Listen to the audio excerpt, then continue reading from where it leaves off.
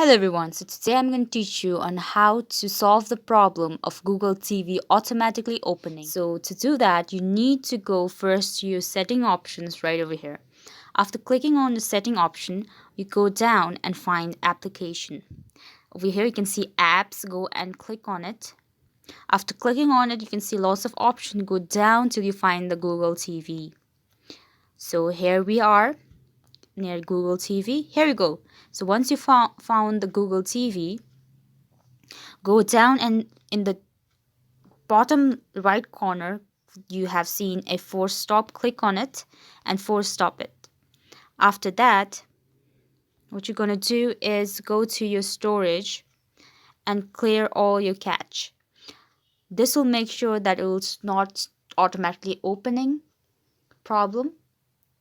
So yeah, this is how you clear your cache. I hope you found this video useful. Thank you so much for watching.